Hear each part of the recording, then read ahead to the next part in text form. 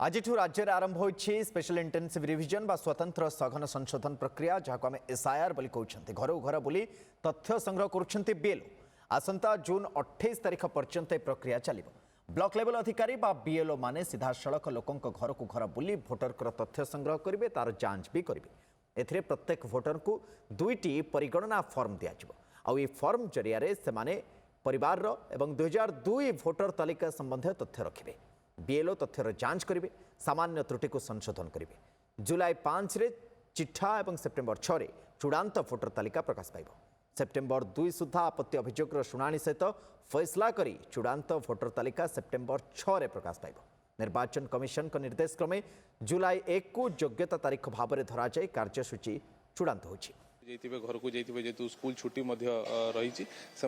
अनुरोध गोटे मस जाए पूरा टाइम अच्छी गोटे मस भितर से फॉर्मटा भरिकी से दाखल करेंगे